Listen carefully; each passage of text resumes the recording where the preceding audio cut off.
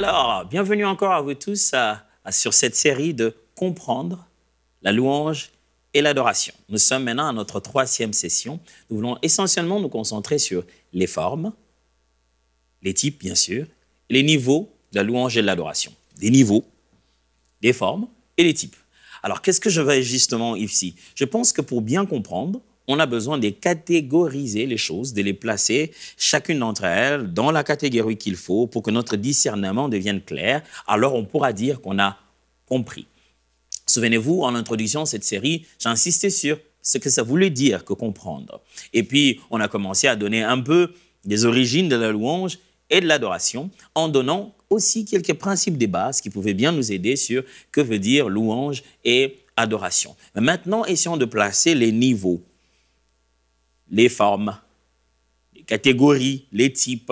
Qu'est-ce qu'on entend par un niveau? Un niveau, c'est simplement la valeur hiérarchique. Quand on dit niveau, on veut voir qu'il y a une valeur hiérarchique. Il y a quand c'est plus bas, quand c'est plus haut, quand c'est plus important ou moins important, quand c'est à un niveau inférieur, quand c'est inférieur ou quand c'est supérieur. Quand on veut parler des formes, on parle juste de genre, des catégories, d'expressions. Ça s'exprime comme ça et ça s'exprime comme ça. Ça ne se ressemble pas nécessairement. Il y a des formes géographiques, vous savez. Il y a des formes géométriques, j'allais dire. Ah, donc, c'est rond, c'est carré, c'est rectangulaire, c'est pentagone, c'est la forme de pentagone. Allez, il y a tout un tas de formes, donc de catégories. Il y a aussi ce qu'on appelle des types, simplement une différence basée sur des traits, des caractères, ça telle caractéristique. C'est pourquoi c'est peut-être la même forme, mais ça n'a pas les mêmes caractéristiques, les traits des caractères. C'est ce qui fait que ça, c'est une autre forme différente de l'autre. Et c'est dans cette étude que nous allons nous lancer tout de suite sur comprendre donc les niveaux, les formes et les types de louange et adoration. J'en parlerai une fois ici, vous verrez que lorsque je vais parler par exemple des niveaux, vous verrez que ça prendra et louange et adoration. Ça sera une expression hiérarchique, j'aimerais le dire ainsi, pour montrer à quel degré de proximité on se rapproche de Dieu dans l'un de deux concepts, louange ou adoration. Et donc, je parlais aussi des types, des catégories, des formes. Quand est-ce qu'il y a louange pour ceci, louange pour cela, adoration pour ceci ou adoration pour cela. Trêve de parole, allons-y tout droit au fait. Qu'est-ce qu'on entend par forme de louange? Alors, prenons un peu les formes de louange. La première forme de louange que j'aimerais vous proposer, c'est celle que la Bible appelle sacrifice de louange. Vous trouverez ce terme-là, bien sûr, dans le livre des Hébreux, Paul aux Hébreux, chapitre 13, au verset 15. En lui rendant sans cesse à Dieu les fruits de nos lèvres qui sont, en lui rendant sans cesse à Dieu le sacrifice de nos louanges qui sont nos fruits de nos lèvres qui confessent son nom. Sacrifice de louange. Des fois, quand les gens entendent le mot sacrifice de louange, ils s'imaginent que c'est donner à Dieu quelque chose à l'Église qui nous fasse mal au cœur. Ce n'est pas vraiment de ça que l'auteur de Hébreux est en train de parler. Vous devez savoir que le livre aux Hébreux détient beaucoup d'images de l'Ancien Testament.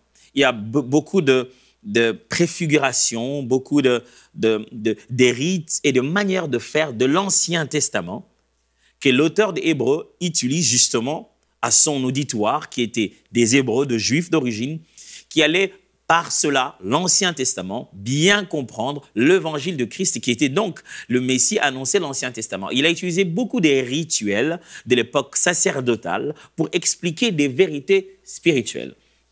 Lorsqu'il parle de sacrifice de louange, il fait référence ici à ce que les Lévites faisaient avant, comment ils sacrifiaient à Dieu de viande ou des animaux qu'ils sacrifiaient à Dieu comme expression de louange, des sacrifices d'action de grâce. Alors, il dit ceci, l'auteur d'Hébreux, que par Christ, nous devenons de la race de sacrificateurs. Pas par nos efforts, pas parce que nous en avons le sang. Moi, je suis congolais, je ne suis même pas juif. Comment je deviendrai sacrificateur de l'ordre d'Aaron? C'est impossible. On peut devenir que sacrificateur à cause de Christ, selon que Pierre le dit si bien. Vous donc, vous êtes une race élue, un sacerdoce royal, un peuple sacrificateur et roi. Par Christ, nous sommes devenus donc sacrificateurs. À cause de lui, nous rendons à Dieu nos louanges, qui sont donc ce sacrifice, qui, comment nous le faisons réellement, souvenez-vous, la louange, louer, c'est toujours un verbe d'action, comment nous le faisons, quelle est l'action que nous posons pour pouvoir rendre cette louange? Eh bien, c'est les fruits de nos lèvres, c'est-à-dire parler en confessant son nom, lui parler de lui. C'est ça ce qu'on appelle sacrifice de louange. Quand nous venons à l'église, quand nous venons au culte, quand nous venons dans nos assemblées, il faudrait qu'il y ait une offrande. L'offrande spéciale qui a été déjà garantie et prévue, c'est Christ. L'offrande agréable au cœur du Père. Et quand nous venons, cette offrande est déjà prévue. Un tout petit peu comme Abraham sur le mont Morija, quand il devait donner son fils Isaac, et qu'il est arrivé à la montagne, il trouve qu'il y avait déjà un bélier qui était prévu pour cela. Et quand nous venons au culte, ce n'est pas d'abord nos chants, ce ne sont pas d'abord nos musiques qui vont garantir notre louange. C'est le sacrifice ultime. C'est Christ qui a comblé le cœur du Père, qui devient la voie par laquelle nous entrons dans la présence de Dieu, qui devient notre mot de passe. Je vais dire qui devient notre droit d'accès à la louange et à l'adoration. Ce qu'on appelle donc sacrifice de louange, c'est le fait que nous confessons le nom de Christ quand nous nous présentons devant le Père. C'est que nous louons Dieu par le nom de Christ et à travers le ministère de Christ. Nous ne tuons rien, nous ne sacrifions rien. Celui qui devait mourir est bel et bien mort et gloire à Dieu, il est aussi ressuscité. Très peu de fois, les gens viennent à l'église et confessent le nom de Jésus. Oh non! Quand on vient au culte, des fois les gens parlent de leurs problèmes, ils parlent du nom de Dieu en passant pour qu'il soit la solution de leurs problèmes. Quelquefois, tout ce que Dieu veut nous entendre dire, c'est confesser son nom. Jéhovah Rapha, le Dieu guérisseur. Jéhovah Jireh, le Dieu qui voit et qui pourvoit. Je confesse le nom le plus puissant, Jésus de Nazareth. Jésus-Christ de Nazareth. Yeshua, Dieu est salut, source de paix, source de joie. Lui dire, confessez son nom, proclamez qui il est. Vous savez, il n'y a pas une liste exhaustive de noms de Dieu. Non, il n'y en a pas. Il y a quelques noms de Dieu que l'on trouve dans la Bible et vous verrez que chacune des personnes qui donne un nom à Dieu le donne directement d'après le fait que Dieu s'est révélé à lui. Alors, comment Dieu s'est révélé à vous? C'est le meilleur moment de commencer à le faire. Vous lui dites ce qu'il est pour vous. Et l'avantage que vous avez ici, vous avez un nom prononçable maintenant du Fils de Dieu. Si vous ne savez plus prononcer ce qu'on appelle la tétragramme, vous ne savez plus si c'est Yahweh ou c'est Jéhovah, toutes les théories qu'on met autour, vous pouvez au moins dire Jésus. Je te glorifie, je te loue au nom de Jésus. Jésus, mon sauveur, mon roi, ma force, mon secours. Si vous ne savez pas quoi dire dans votre louange, alors prononcez son nom. Jésus, Jésus, Jésus. Il y a une autre forme de louange que vous trouverez dans la Bible. Alors ça, il faut bien être attentif. C'est ce qu'on appelle la louange d'Israël. Vous trouverez ça. On appelle ça la louange d'Israël. Qu'est-ce que ça veut dire? Je vais vous lire un psaume, le psaume 22, du 1er au 5e verset. Soyez attentifs. Au chef de chantre, sur biche de l'aurore, psaume de David. Mon Dieu, pourquoi m'as-tu abandonné? Vous vous souvenez de ça? Jésus l'a dit à la croix. Et t'éloignes-tu sans me secourir, sans être écouté, sans écouter mes plaintes? Mon Dieu, je crie le jour et tu ne réponds pas. La nuit et je n'ai point de repos. Pourtant, tu es le Saint. Tu sièges au milieu des louanges d'Israël. En toi s'est confié nos pères. Ils se confiaient et tu les délivrais. Ils criaient à toi et ils étaient sauvés. Ils se confiaient en toi et ils n'étaient point confus. Très intéressant, n'est-ce pas? Vous trouverez cette expression dans la Bible appelée louange d'Israël. Ça fait référence à quoi? Simplement au fait que le peuple d'Israël avait une habitude, un réflexe. Vous verrez ça plusieurs fois dans la Bible. Quand Dieu fait quelque chose, ils se mettent à le louer en composant un cantique instantané, spontané, imprévu, non répété. Non, ça ne se trouve dans aucun album, personne ne l'a jamais chanté avant. Dieu a fait quelque chose et dit, tiens, nous allons louer le Seigneur. Quelqu'un prend sa guitare, quelqu'un prend son tambourin, ils se mettent à jouer, à chanter, les autres apprennent et ils se mettent à chanter là, à l'instant, spontanément. Paul en parle dans le Nouveau Testament quand il utilise l'expression cantique spirituel, c'est-à-dire des chants qu'on chante selon que l'Esprit nous pousse à le faire. Ce qu'on appelait des louanges d'Israël, c'est ce côté spontané de cantiques nouveaux. Dieu aimait bien quand Israël venait devant lui, ils ont vu sa main, ils se mettent à lui chanter un cantique, là, comme ça. Vous savez, Moïse, quand il a chanté le cantique de Moïse, que la Bible en parle même dans le livre d'Apocalypse en disant « Nous chanterons les cantiques de Moïse », ce n'est jamais venu d'un album. Il n'a pas demandé « Dans quel album c'est quel groupe qui a déjà chanté ça ?» Spontanément, il s'est mis à faire. Nous devons apprendre à être spontanés comme les Israélites l'étaient. Dieu l'a fait. Je n'ai pas d'album. Je n'ai pas de mélodie spéciale. Dieu l'a fait. Je veux juste chanter les bontés de Dieu. Je veux juste louer Dieu tel qu'il l'a fait. Je veux juste exprimer ce qui s'est passé chez moi. Et il n'y a pas d'album qui exprime exactement ce qui s'est passé sur vous, chez vous et pour vous. Alors vous devez prendre le courage de le chanter comme ça vous vient. Oui, comme ça vous vient. Seigneur, je te loue, je te glorifie, je te bénis parce que tu as fait des bonnes choses. Voilà, je suis là en train de partager avec mes bien-aimés. Tu es tellement merveilleux envers moi. Oh Dieu bon qui reste fidèle à ses promesses. Tu me donnes la grâce de te glorifier devant ton peuple. Sois loué, ô roi. Il n'y a rien de préliminaire. Boum, ça vient du fond de mon cœur et je me mets à louer. Si l'Église était remplie de spontanéité, je pense que chacun se sentirait très proche de Dieu, même dans une masse de 2000 personnes. Ce n'est pas du désordre, c'est simplement que chacun reste lui-même pendant qu'on est tous devant le même Dieu. Et nous exprimons un peu comme les Israélites le faisaient. Quelqu'un commence et on part. Pourquoi pas que quelqu'un commence et nous tous, on le suit? Pourquoi pas? Cette spontanéité d'exprimer maintenant ce qu'on a vu de Dieu à l'instant. C'est ce qu'on aime bien appeler le louange d'Israël. C'est les choses que Paul appelait les cantiques spirituels qui arrivaient très souvent aux nouveaux disciples de Christ, même quand ils étaient en train d'être tués, quand ils étaient exposés aux lions sur le point de les dévorer, ils se mettaient à entonner un cantique, boum, et ils se mettaient à chanter comme ça, un cantique par l'esprit, et Paul parle même de fois de chanter par l'esprit. Mais il y a aussi une autre chose que j'aime bien appeler dans les formes de louange, louange offensive. Ouais, vous avez bien entendu, louange offensive. Il y a un moment où le fait que nous louons Dieu se transforme en une arme de bataille. Le fait que nous élevons notre puissant sauveur devient une façon de terrasser notre adversaire.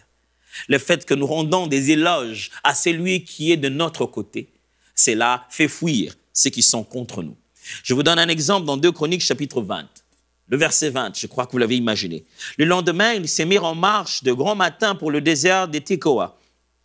À leur départ, Josaphat se présenta et dit « Écoutez-moi, Juda et habitants de Jérusalem, confiez-vous en l'Éternel votre Dieu et vous serez affermis. Confiez-vous en ses prophètes et vous réussirez. » 21.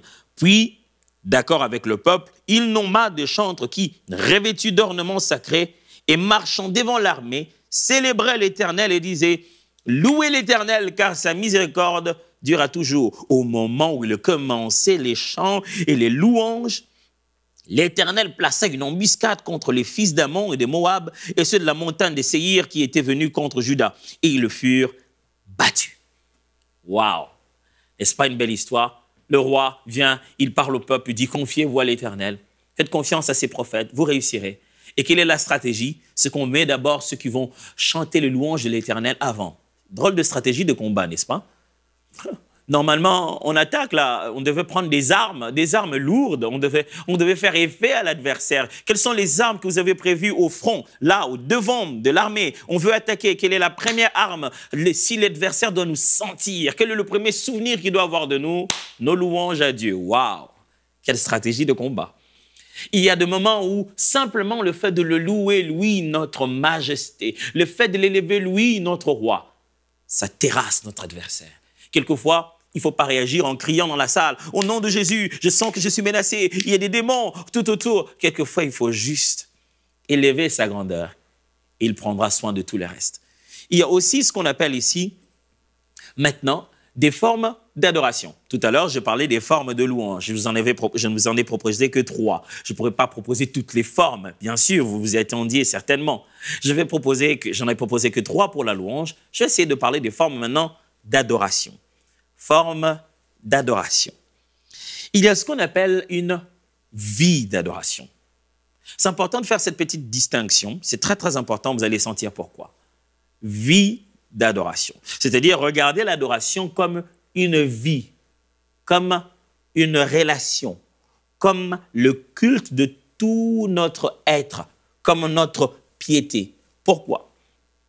Parce que quand on dit souvent dans l'église l'adoration, les gens pensent à un moment. Ah, c'est le moment d'adoration et quand ils ont fini ce moment d'adoration, ils se comportent comme des gens qu'on a débranchés. Ah, l'adoration est finie, je vais vivre ma vie, hein, ça c'est ma vie privée, ça c'est pas l'adoration, on n'est pas à l'église. C'est pas ce qu'ils pensent que l'adoration c'est à l'église, c'est un petit moment que l'on doit vivre. Non. Il y a deux formes dans l'adoration. La forme principale ou le sens fondamental de l'adoration, c'est que l'adoration est une vie. Je vais vous parler un tout petit peu de moi. Waouh, c'est bizarre de parler de soi-même. Je suis marié il y a à peu près 10 ans maintenant, c'est 10 ans déjà cette année, en novembre. J'aurai 10 ans de mariage avec ma merveilleuse épouse qui s'appelle Nadège Mpoté. J'aime souvent dire que je suis le mari de la sœur Chilo. Alors, ça fait 10 ans que ma femme et moi nous sommes mariés. Elle et moi, nous sommes mariés très très jeunes et je peux vous avouer qu'au début de notre mariage, je n'étais pas très bon, un très bon mari. Je m'en souviendrai qu'un jour, on est revenu de notre lune de miel, on est rentré et on devait s'installer chez nous. On s'est installé une semaine après, je me suis rendu au travail, j'étais au bureau en train de travailler. J'ai fini le travail, c'était le soir, je devais rentrer à la maison pour la première fois depuis que je suis marié. Et vous imaginez quoi, j'arrive à l'arrêt de bus, j'attends le bus qui devait me ramener à la garçonnière, donc celle qui devait me ramener là où j'habitais avant que je me marie. C'est quand le bus s'arrête que je suis sur le point d'entrer, je me rends compte, où est-ce que je vais là-bas? Je suis marié, je dois rentrer chez moi. Dites pas ça à ma femme. Hein? Alors, et puis je me souviendrai un jour que ma femme m'a dit, j'étais au bureau et elle m'envoie un SMS. Elle m'a dit, chérie, je te sens distant ces derniers temps. Je lui ai dit, hop, c'est quoi ça? Ça veut dire quoi ça? Et puis, quelques minutes après, j'ai dit, elle m'envoie un autre SMS et dit, mais chérie, tu sais, tu m'as rien dit depuis ce matin. J'ai dit, non, ce genre de choses, vont mieux être face à face pour les traiter. Je rentre à la maison le soir, on est à table, on mange. J'ai dit, chérie, à un moment, j'ai eu ton SMS, tu m'as dit que j'étais distant. Ce que ça veut dire? Elle dit, oui, depuis un moment, je te sens distant. J'ai dit, mais attends, c'est pas sur le même lit qu'on s'est réveillés, toi et moi? De quelle distance tu parles? Et puis il dit, oui, mais oui, depuis ce matin, tu m'as rien dit. Je me dis, mais qu'est-ce qui m'arrive? Parce que moi, je sais qu'avant que je quitte cette maison, on a parlé, non, toi et moi? Il m'a dit, non, mais tu m'as pas dit que tu m'aimais, tu m'as rien dit depuis ce matin. Ça m'a pris du temps, vous voyez, pour que je comprenne qu'une femme a besoin qu'on puisse l'exprimer l'amour et lui réaffirmer cela chaque jour. Chaque matin, il faut faire quelque chose, il faut parler, il faut exprimer. Et quand je dis que je suis marié depuis 10 ans, quand je prends cet exemple avec ma femme, ce que j'appelle aimer ma femme et être marié, ce n'est pas juste le petit moment où je peux lui dire « je t'aime, chérie ». Non. Être marié signifie vivre tout le jour où que je sois dans une parfaite conscience que j'appartiens à quelqu'un d'autre. Ce que j'en vois dans le contenu de mes SMS, je choisis des vocabulaires en tenant compte du fait qu'il y en a d'autres que je ne peux pas utiliser sur d'autres sœurs. Vous voyez, quand je suis en conversation, quand je dois tenir quelqu'un d'autre par la main, les faits et gestes que je dois poser sont directement dictés par l'engagement que j'ai avec ma femme d'abord. Donc, je suis tout le jour où que je sois, même surtout quand je suis très loin d'elle, je tiens cet anneau pour me rappeler, mais je tiens cet engagement au fond de mon cœur que j'appartiens à ma femme et je ne peux rien faire qui puisse nuire à notre relation. Je suis tout le jour conscient que j'aime ma femme. Ce n'est pas quand je lui dis que je l'aime, c'est quand je vis dans l'engagement de notre amour, au respect de notre union. C'est ça ce qu'on appelle aimer l'autre. Eh bien, c'est ça ce qu'on appelle une vie d'adoration. Ce n'est pas venir à l'église et dire « Oh, je t'aime, je t'adore, il n'y a personne comme toi » en pleurant et vivre sa vie sans faire cas de Dieu. Vivre sa vie en prenant ses décisions comme on le veut, en faisant tout ce que Dieu ne veut pas, en étant infidèle parce qu'on ne le voit pas et dire qu'on adore. Non, l'adoration commence comme une relation d'amour, un engagement intérieur et permanent, une conscience permanente que l'on appartient à l'être cher, à celui qu'on aime. C'est ce qu'on appelle une vie d'adoration. Et puis après, vient ce qu'on appelle une prière d'adoration. Voilà. C'est là où les gens ont généralement cette confusion. Une prière d'adoration. C'est ce terme-là qu'on utilise très souvent quand on dit « je vais adorer ». Là, on veut parler d'un moment de culte personnel ou collectif où on s'arrête pour dire maintenant à Dieu ce qu'il est vis-à-vis de nous. Maintenant, si je reviens à mon exemple tout à l'heure avec ma femme et moi, ce n'est plus juste l'engagement que j'ai de façon permanente, mais c'est que j'arrive à la maison, elle est là en face de moi et je le lui dis. Je lui dis, je t'aime chérie. Vous voyez, c'est exactement comme ça maintenant avec l'adoration. Il y a bel et bien un moment où il n'y a rien à faire, il n'y a rien à vivre, il y a être en face de la personne, l'être cher, et parler maintenant, et converser. C'est ce que nous faisons aussi dans la prière d'adoration. Il existe un moment où on arrête de tout faire, on reste là avec Dieu, en train de lui dire qui il est pour nous, de lui exprimer notre amour. Mais vous ne devez pas dire qu'il n'y a que ce moment-là qu'on appelle l'adoration. Non, ça c'est ce qu'on appelle une prière d'adoration. C'est toute votre vie chrétienne qui est l'adoration en soi. Et cette prière n'est qu'un moment pour l'exprimer. J'espère que vous avez bien compris les différentes formes d'adoration. Passons maintenant à ce que j'appelle des niveaux ici. Niveau de louange et adoration. Je vais vous proposer les niveaux qui sont ici, en fait, une combinaison.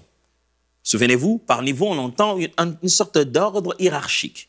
Une combinaison. Comment on va de la louange jusqu'à l'adoration. Le premier niveau, je vais utiliser ici un très bon modèle que notre mentor, Papa Alain Moloto, utilisait. Le premier niveau, il appelait ça louange universelle. C'est-à-dire, c'est un niveau où tout ce qui respire, toute la création exprime sa gratitude au Créateur, exprime la louange, les mérites que le Dieu Tout-Puissant, le Créateur, doit recevoir de nous. Chacun, tout ce qui respire.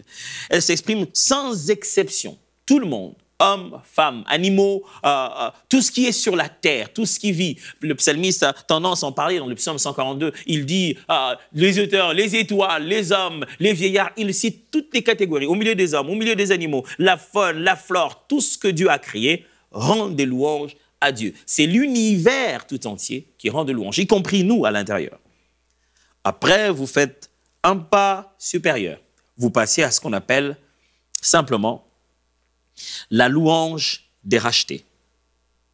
Je vais quand même vous lire un texte justement de la louange universelle d'abord.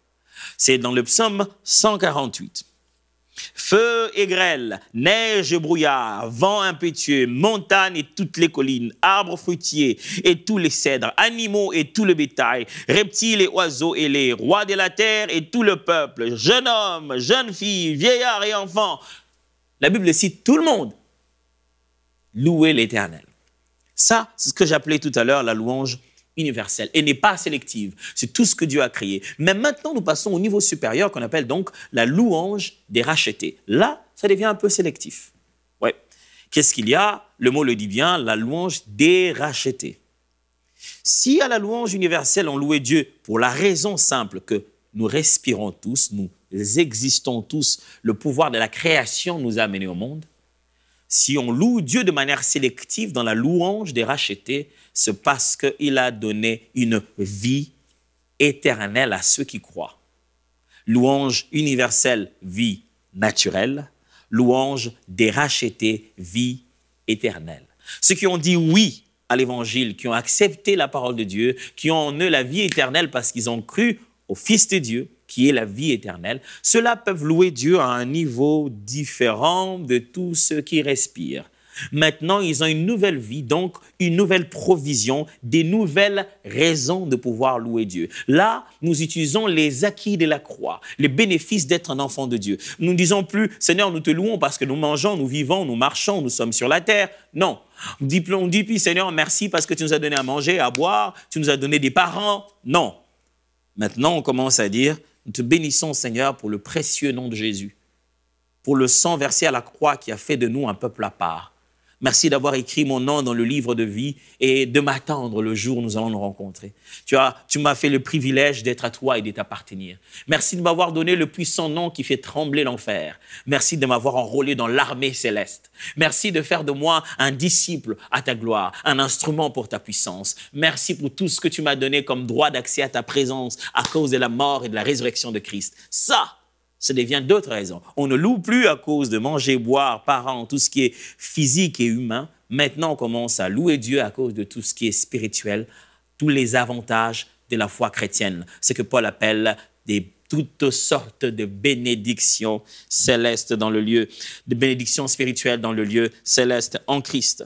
Quand vous avez commencé au niveau humain, au niveau de la vie naturelle, vous êtes passé au niveau la vie de racheté, la vie spirituelle, la vie éternelle, vous avez loué Dieu.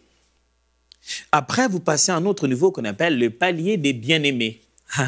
Oui, c'est un peu comme dans le cantique Shiloh. J'entends souvent les gens dire « au palais de bien-aimés ». Non, non, non, ce n'est pas au palais, c'est au palier de bien-aimés. Ça fait référence à cet enseignement. Au niveau des bien-aimés. Ici, on parle maintenant non plus de louer Dieu, mais de l'adorer. C'est-à-dire, on est arrivé au niveau où ce n'est plus ce qu'il a fait, la provision de la vie qu'il a donnée, mais c'est maintenant qui il est. Il est notre bien-aimé. Je vous donne un exemple pour bien faire comprendre ça. Vous allez quelque part, vous allez dans un restaurant et on vous sert la nourriture. Vous mangez très bien à votre joie, à votre aise. Oh, vous êtes rassasié. Pendant que vous mangez, vous appréciez ce repas. Vous dites, miam, miam, c'est bon. Depuis que je suis ici, tout le monde me parle d'un repas appelé poutine. La poutine, c'est un repas canadien. Et vous mangez de la poutine et miam, miam, c'est très bon ça. C'est très bon, waouh, c'est très bon. Vous êtes encore en train d'apprécier ce qui est fait. Ça s'appelle contempler. Vous regardez, vous appréciez ce qui est fait. Vous n'avez pas encore placé des éloges à celui qui l'a fait. Quand vous commencez à faire des éloges à celui qui l'a fait, vous commencez à louer maintenant. Et à ce niveau, si ce que vous consommez, c'est la vie naturelle, vous donnez des éloges à Dieu qui vous a donné la vie naturelle. C'est ce que j'appelle le palier, le niveau universel, la louange universelle.